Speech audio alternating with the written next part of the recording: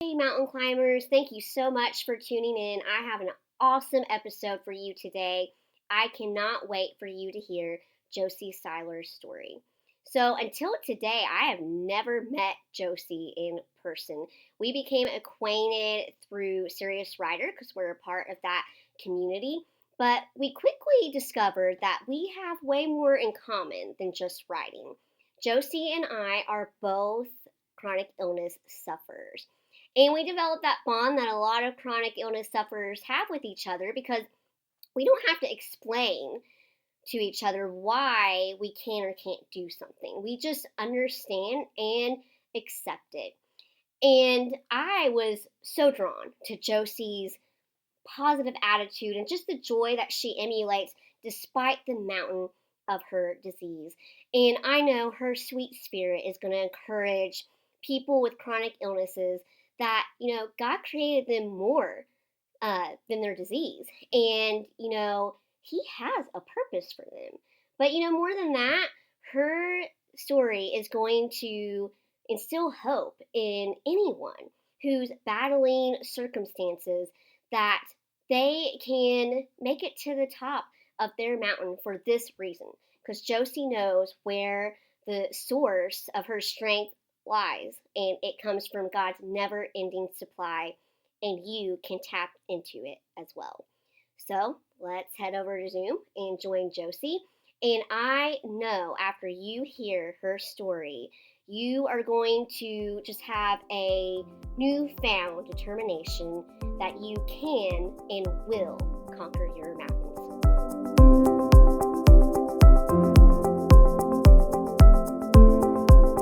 Hey Josie, welcome to Mountain Climbers. Thank you so much. I'm so happy to be here. I am so excited to have a fellow chronic illness warrior join me today. I just know that your story is going to just encourage other people who have chronic illnesses that God has a purpose for them.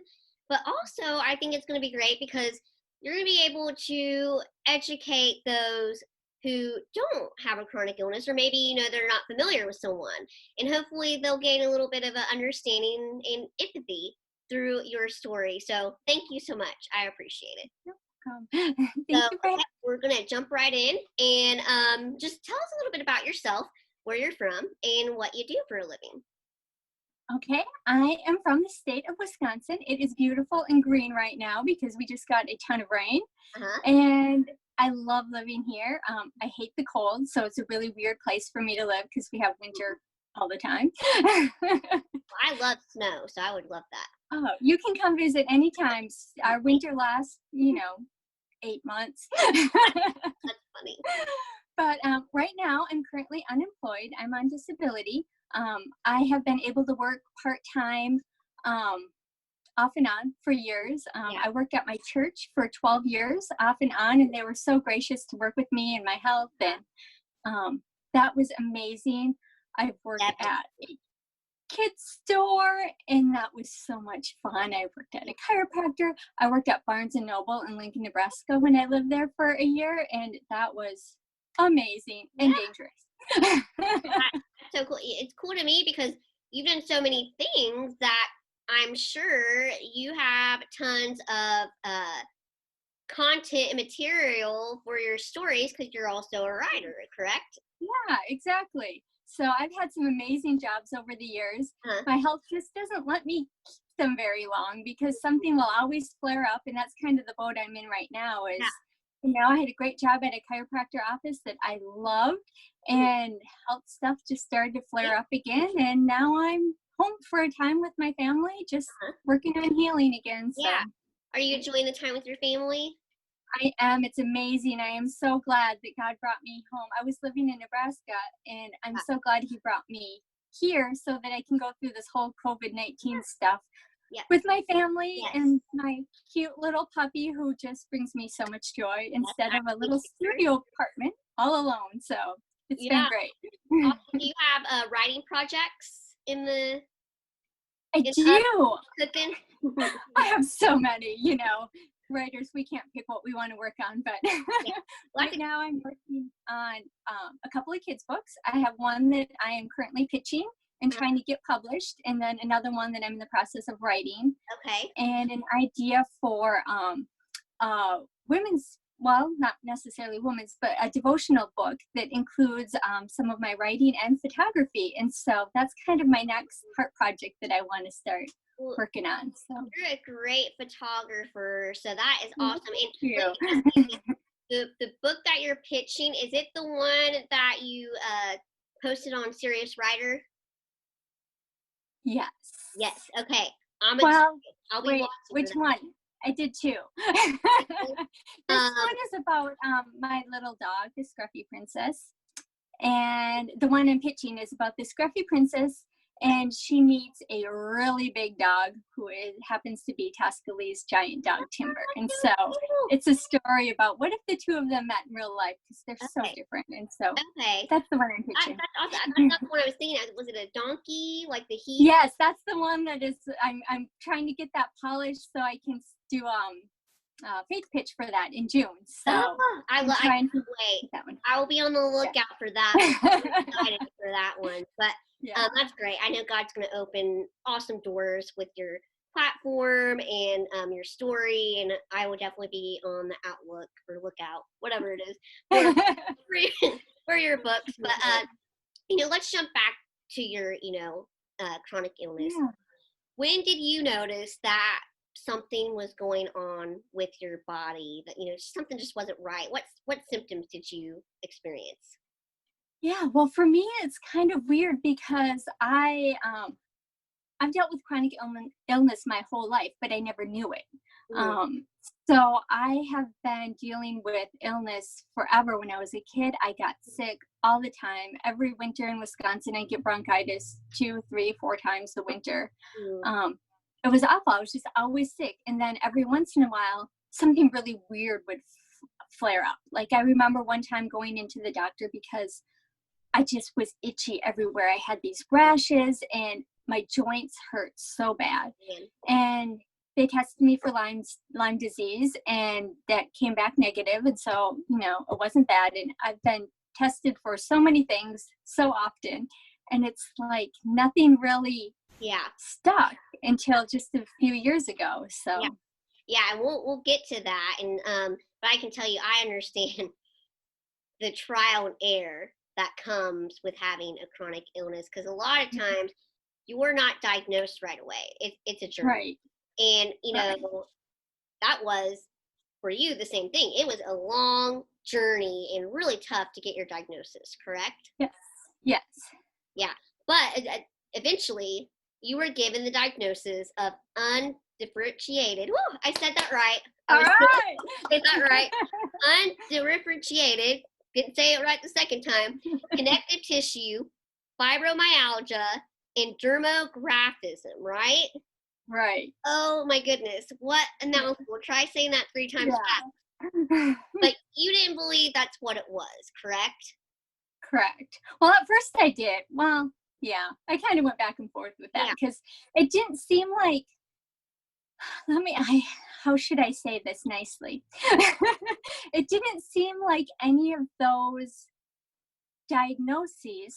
The dermographism, that one's spot on. Like they also call it the skin writing disease. So like if I get scratched or something, it's like my skin kind of bumps up or whatever, and it looks like somebody wrote on your skin. So that, that's like spot on. But with fibromyalgia and dermographism, it just seems, talking with my doctors, they didn't know what was wrong with me. And so that's kind of the label I got stuck with. It's like these categories that are, we know you're in pain, we know something's wrong, but there's not really a root cause except your immune system is freaking out. Well, why is my immune system freaking out? And so I wasn't satisfied. I'll put it that way. And it sounds like they just gave you a broad diagnosis. And let me ask you this. You said that you went back and forth as to whether you agreed with them. Was it because, they're doctors and you're like, I don't want to dispute their diagnosis. They know what they're, talking about. They went to medical school. But then at the same time, you're like, I know my body and I know what it's telling me. Was that kind of why you went back and forth? A little bit. I think part of it for me is I had been not diagnosed, but tested for Lyme disease several times in my life, because that's what all my symptoms fit. If you go down the category, everything fit. It sounded like me. But every time I was tested, it came back negative. And so that was my battle. I'm like, well, this makes sense, but I'm not testing for it. So they must know better than I know. And so you don't know any better. So you deal with it. Exactly. And was your body the treatments they were giving you, was it not responding to them as if it was that diagnosis, they were treating? Is that what made Well, with those diagnoses, there's not a cure. You can't get better from those diagnoses. And so the medication that I was on, it was to suppress my immune system. So that it would stop attacking myself. But there were some really nasty medications that I'm paying for today, actually. And so it wasn't a fix. It was a Band-Aid to try to help me live as long as I can. And I wasn't okay with that. That wasn't a satisfactory answer to me. I thought there had to be another way or something that could fix me or at least make it better. I totally get it, because there's been times when I've had something wrong and the doctors will do a test and it comes back negative, and they're like, so that's negative. And you're like, okay, what's next? This isn't normal. So we're just not going to like, that's not what it is. We're gonna drop it. So I totally. And that's what I got too. They would just drop it. It's like a test would come back negative. I went through that when my skin was turning yellow. My skin was literally turning yellow, and I did all the tests, and they all came back negative, and they said, "You're fine." And I'm like, "But my skin is still turning yellow." And they're like, "Well, maybe it'll just go away." I'm like, it's not going to just go away. Like, something is wrong. And that's when I went a different route. But So like you said, you had to go on another journey. And I want to know, how did you decide what path to take? And was it difficult to get your doctors to listen to you? Yes. My doctors still don't listen to me, but they have agreed that I'm rebellious. And as long as I am alive and doing well, they're gonna just not ask questions and let me do what I do. But I asked a lot of questions. I went to a lot of doctors. I spent months going back and forth to Rochester Clinic or Mayo Clinic over in Rochester, Minnesota, and I went to almost every department there. And that's one of the things that really got me, and why I knew that something was not right, because I would go to the sleep department, and the GI department, and the neurology department, and I hit them all. And they would each find something wrong. But not one person would look at me as a whole and say, well, how do these symptoms relate to each other, and why are you having all of them, and what does that really mean? And so it was hard to get them to say, okay, let's look at the bigger picture, because it was great, and each of those departments helped me, but I think I could have been helped a lot more if they had looked at the bigger picture, and if maybe they did all come together and talk and I just didn't know about it. But from my perspective, it didn't look like there was communication between the different doctors, so that was really hard. And that's key.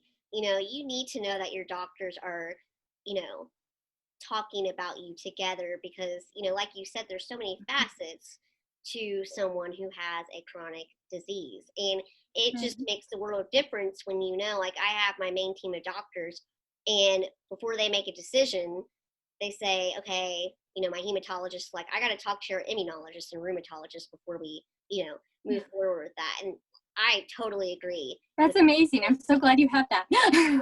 Oh my goodness, God, connected all those. I'll be praying for you that you get that, because that makes the world.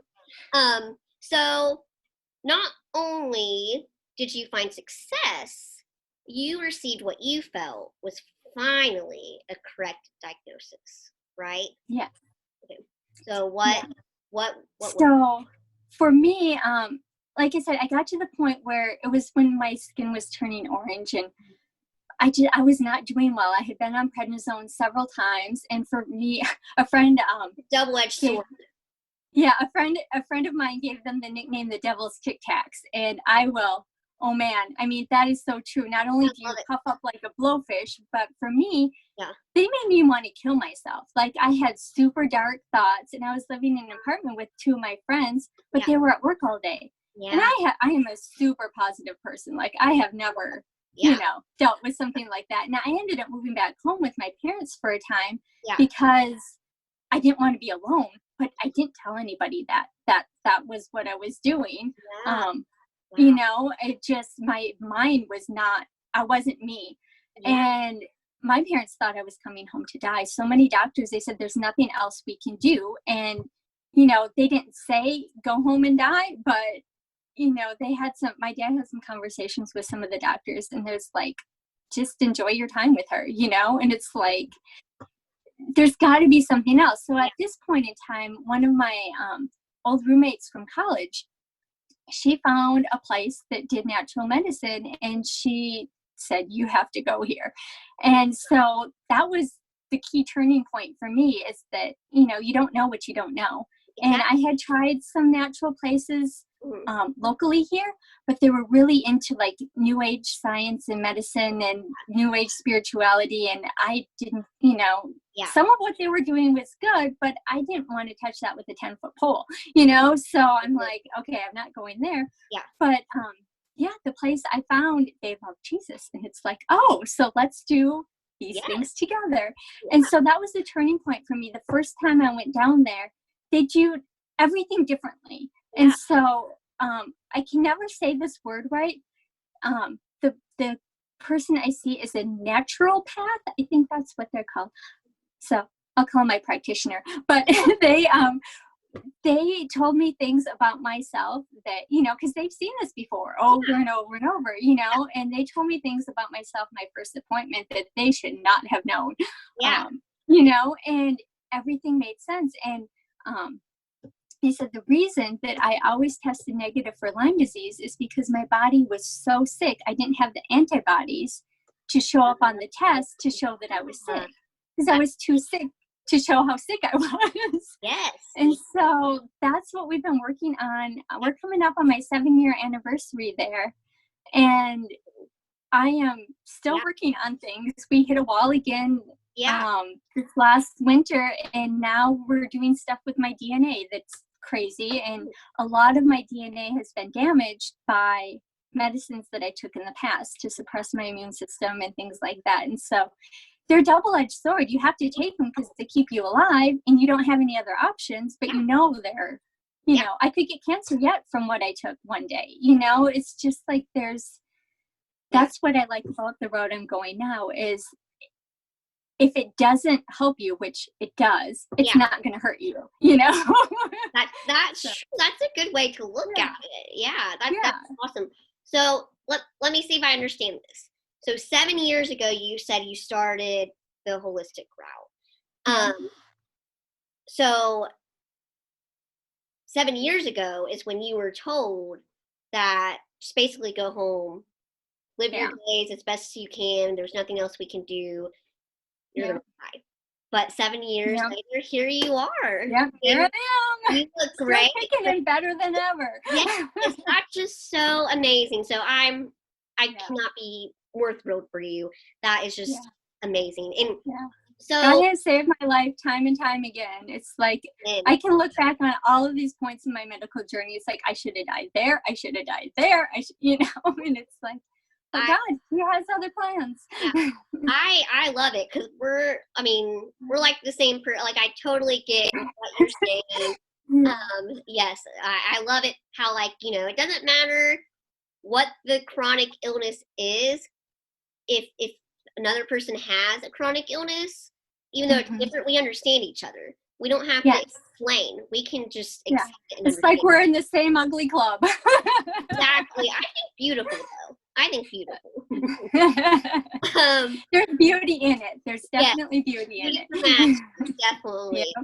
Okay, so we talked a little bit about what Lyme disease attacks, but for the viewers who have absolutely no clue what Lyme disease is, because I've heard of it, but I didn't know exactly what it does to attack the body. So how does it attack the body, and how do you battle it on a daily basis?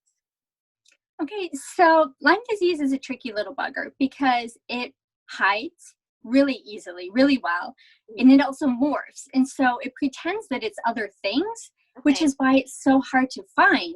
And it affects everybody differently. So for some people, it's neurological. Most of their symptoms are symptoms in the head with brain fog, and some have balance issues, and there's all sorts of things like that. Other people, it more attacks the joints.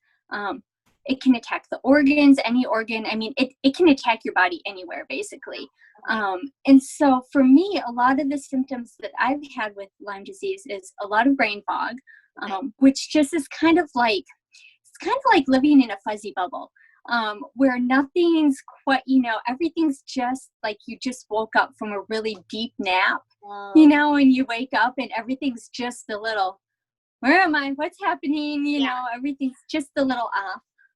So I've had a lot of that. For me, a lot of muscle and joint pain, rashes, fatigue, like none other, So one of the ways people with Lyme disease describe it is it's kind of like the worst case of the flu that you've ever had, and then multiply that by about 3. So it's a lot of the same symptoms. For me, like since I've been keeping track of my vitals since like October because of some different health issues I've had. For me, I have low blood pressure, and normally that's who I am.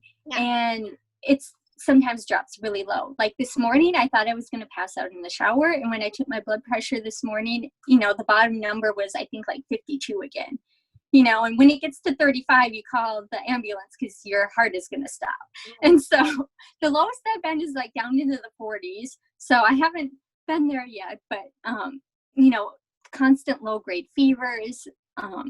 It's just kind of just feel tired and worn all the time. And so it's one of those things people are like, oh, you look great. And you're like, thanks, I feel like death, but okay. One of the things we hear all the time is like, you look good for having a disease. Do I though?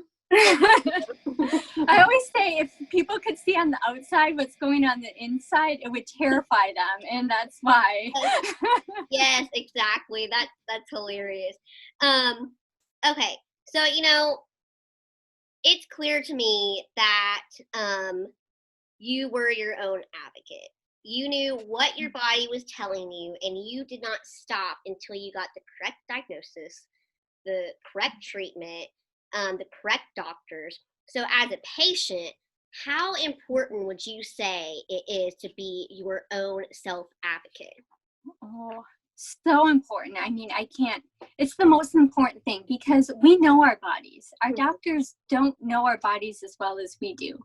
I can't tell you how many of my friends in the chronic illness community have either self-diagnosed or diagnosed one of their children because they just weren't getting the answers and they knew that something was off.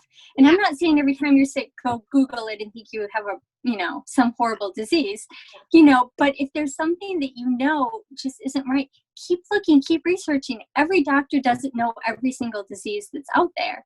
And even if they, had one, maybe it was a line in a textbook and not, they're not going to remember that.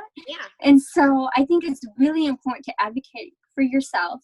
And if you think that something is not right in your body, just keep going. If your doctor won't listen to you, find a different doctor. If that one won't listen, go find another, just keep pushing them until you get a real answer. Because, I'm starting with a new person here back in Wisconsin, and we've given him the nickname of Dr. Huh? Because every time I explain something, he's like, well, no. And then he examines me and he's like, huh?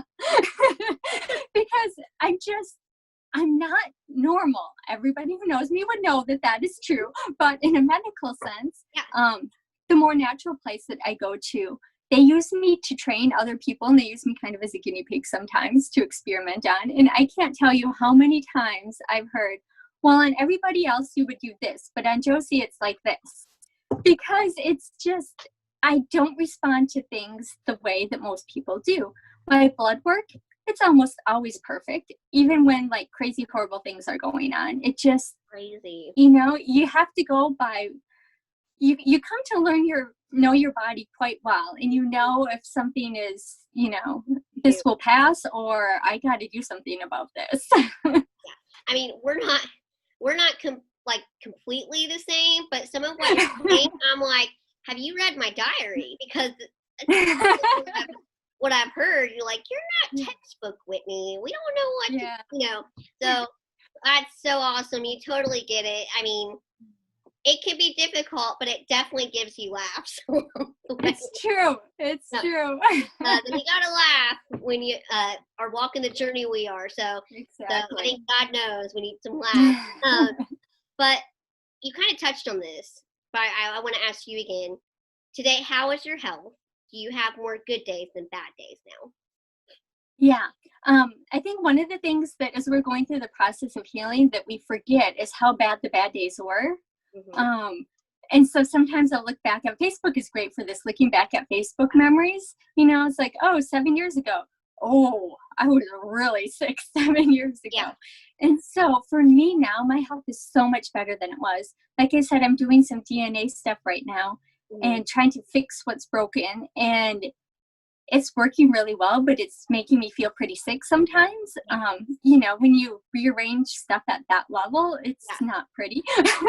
And so some of that's really hard. I've done a lot of sitting and a lot of, time with the heating pad and sleeping a lot. I sleep, sometimes I can't sleep at night, and then I sleep half the day, but overall, it is so much better, and my body's responding really well. All the testing that we're doing is showing that what we're doing now is working, and my immune system is getting so much stronger. It's almost done like a 180, and I probably would have caught COVID and been dead by now if it hadn't been for, and I'm not saying that lightly. Like 5 years ago, if this had been happening, I probably wouldn't have been here anymore. So it's neat to see that my body is getting strong enough that it can fight some things on its own. That's just that makes me so happy to hear. I'm so glad that you're still on this earth. God's obviously not done with you, and I know there's amazing things in head. But now we're going to get to the educating part of the interview. So, you've talked about the good days. And one thing that we hear a lot in the chronic illness community is when we have a good day, people are skeptical of whether we're really sick or not. Our authenticity can be questioned a lot. And, we'll hear things like, well, you went on a hike yesterday, but you don't feel good today. So you must really not be sick, or you're just milking this disease for all it's worth. So what would you say to those people who have that mentality towards people with chronic illnesses? Well, let's see. What can I say nicely? No. Yes. This is honestly, Christian show. Yes. No. I mean, honestly, I've just learned to ignore those people, because until they experience it themselves or have somebody that they know go through something like this, they're not going to understand. It's so hard to explain.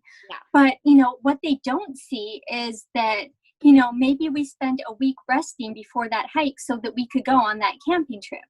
And afterwards, we're going to spend 3 weeks in bed because we can't move. But it was worth it because we got to do something fun.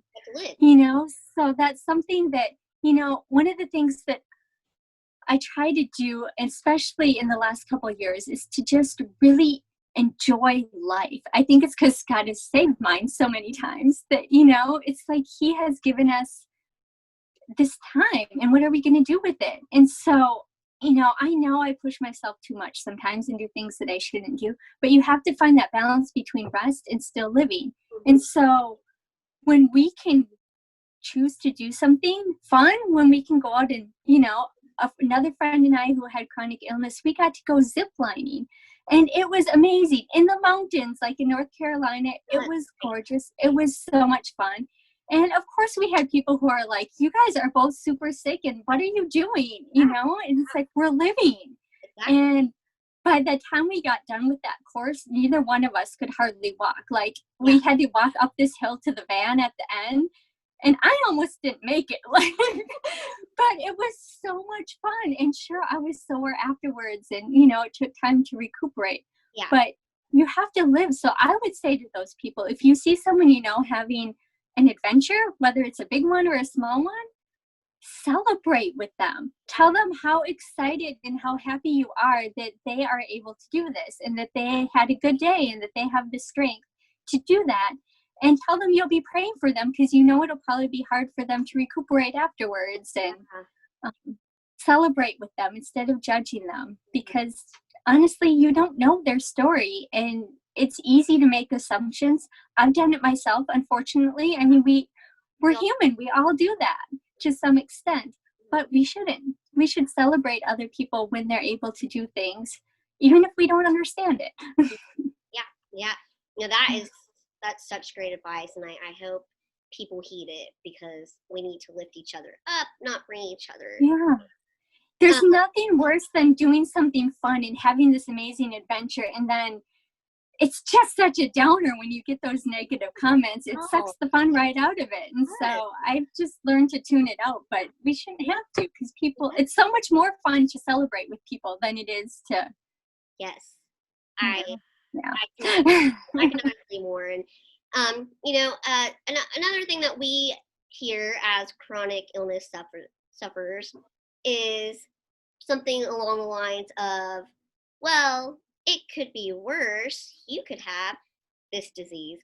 And we know that that person is not being malicious usually. They're trying to help and encourage us, but still, it can diminish our journey and experiences. Right. And so I'd love for you to educate the public on what a statement like that feels to someone who has a disease. It's hard enough to live with a disease, with any disease, you know, so to be compared to somebody who has it worse, we know it could be worse. You know, sometimes we've been that one where it's worse. Yeah. And, you know, every time I go to the clinic, especially the rheumatology wing, I'm reminded it could be worse. It could be a lot worse. Yeah. But that's not helpful for anybody, you know, it's like, their pain is worse than your pain, so suck it up and move on. It's like, well, my pain is pain too, you know? And so I've actually heard it the other way more often. I've had people tell me, well, you know, this is nothing compared to what you've gone through. And I almost hate that one worse, because it's like, no, don't invalidate your pain. Don't invalidate your suffering. I have learned that pain is pain, and it doesn't matter the level of it. There should be no level with pain and suffering. If someone is experiencing pain and suffering, you know, the Bible tells us that we should weep with those who weep and mourn with those who mourn, and, you know, be joyful with those who are joyful. But it doesn't matter the levels of pain or sickness.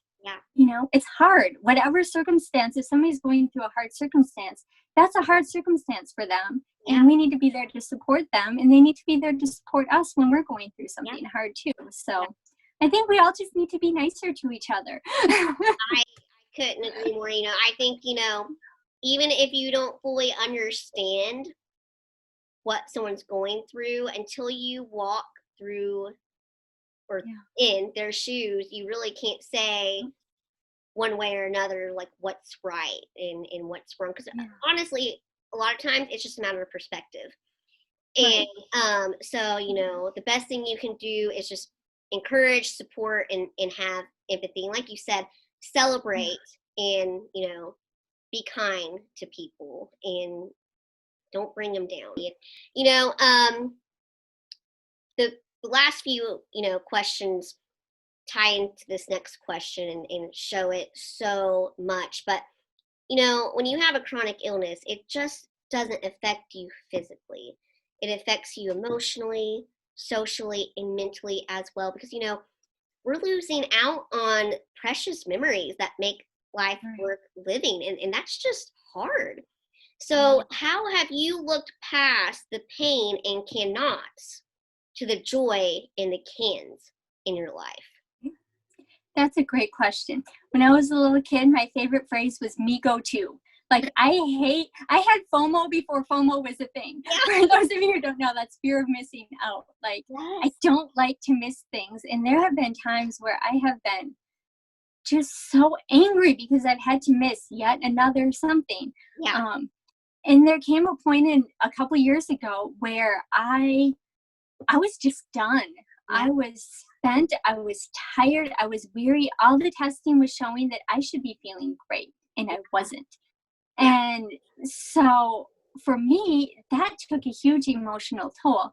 I'm Norwegian, and Norwegians are really great at stuffing emotions. Okay. And so part of my journey with chronic illness has been learning how to deal with my emotions. Yeah. Because for years, I just stuff because I didn't have the capacity to deal with them. If I opened that door, it was not going to be pretty.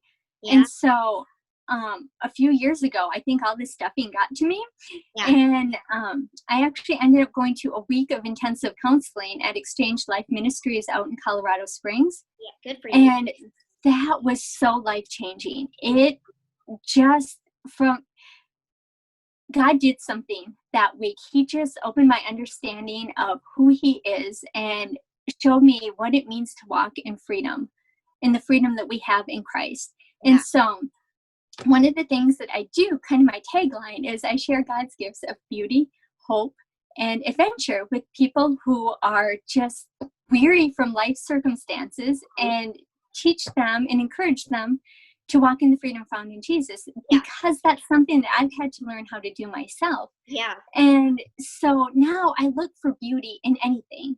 Yeah. Beauty can be found anywhere if we Yeah. have the eyes to see it. Yeah. There's always hope with Jesus. And I love adventures. I love epic adventures. But I've learned through chronic illness to enjoy smaller adventures. Maybe it's just getting out of the house and going for a drive on a road we haven't been on before, or going out and, I live in the country out here. So going out and looking for deer in the winter, seeing if we can find a snowy owl, because they come down, our as far as us. And so, maybe it's even just escaping into the pages of a book and having a grand adventure that way.